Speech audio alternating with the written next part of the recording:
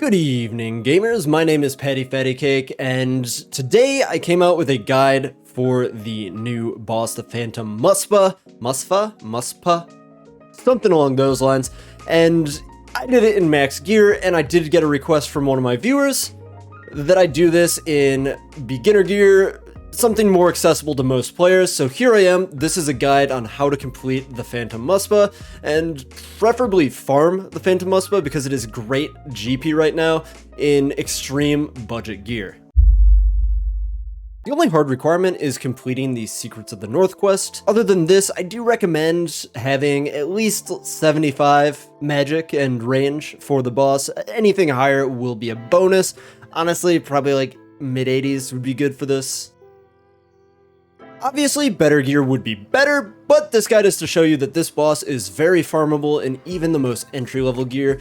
Here we go with the black D'hide with a rune crossbow. We got rubies in there and diamonds to switch to once the boss is lower health, just so we have a better chance of hitting.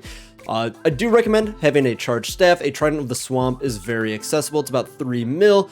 Trident of the Seas would work too. I do recommend bringing in an occult. It's just for the bonus that it gives you. It's very cheap, so this is a great upgrade to have. Other than that, we got mystics, we got Barrow's gloves. We're using an unholy book because it works for range and mage. And then I also have an imbued magic arena 2 cape. For the inventory itself, we have a range potion, we have a stamina. Don't forget your stamina. We have a few prayer pots, some healing food. I like mantas because they're decently cheap for 22 health. You're gonna need icy basalt so you can teleport up there. You're gonna want teleport to house to teleport out after you kill the boss, or after you kill a few of the bosses, and you're going to want your rune pouch with ice barrage in the pouch. You can just do it with the standard one. You do not need blood spells. All in all, we will be killing the boss with a total value of about 4 mil because it's not counting my occult necklace.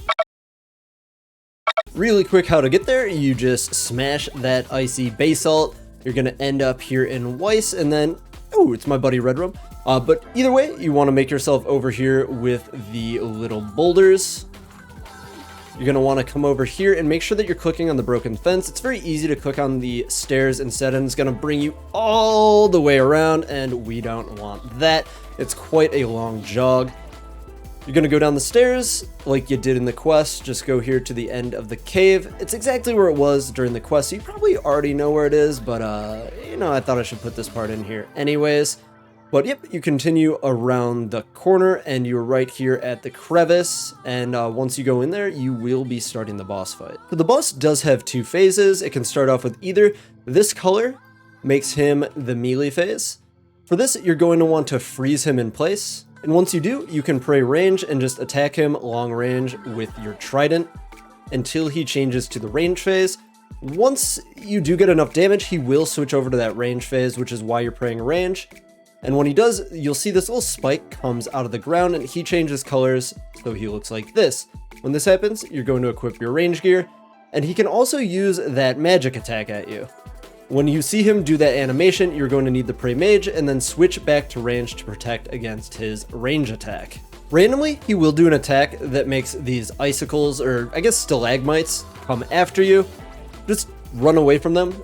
They go very slowly, but if they do catch up with you, they can be quite the headache, so just make sure to keep an eye on them and just be casually running away from them. This is why you brought the stamina pot. In the middle of the fight, he will go into this phase where he will be flying around the middle of the room. Make sure you avoid running into the orbs. They're basically like Aka's orbs if you have done any of the TOA, and you can just avoid them. You can DPS during this phase if you do feel confident. Once you get the Muspah lower health, you are going to want to switch over to your diamond bolts because they're going to give you a better DPS without the ruby specs. When the Muspah does reach 100 health, he's going to teleport to the middle of the arena, and you need to hide behind these little stalactite. And you're going to stay in your range phase. You're going to want to smite him, but also make sure that you're praying range for his attacks. So off ticket, click the smite, go back to range until you tank his attack, and just do this until his shield is down. His shield will kill itself over time, but it will take forever and it will do a lot of chip damage to you. So you definitely want to speed it up by smiting this, and it's not that hard to get it off tick. Once you finish this phase, you will go into the final one, He's going to spam his attacks much more quickly at you. Make sure that you take care to cover them and make sure you flick to mage for his mage tech. He's also going to summon the spikes much more often, so just always be ready to move, always be ready to change your prayer, and once you're done, you will kill him. This is it. This is the end, and then you get your loot. Hey guys, thanks for watching. I hope you got something out of this guide. I hope that this shows you that this is not just for the sweatiest endgame players.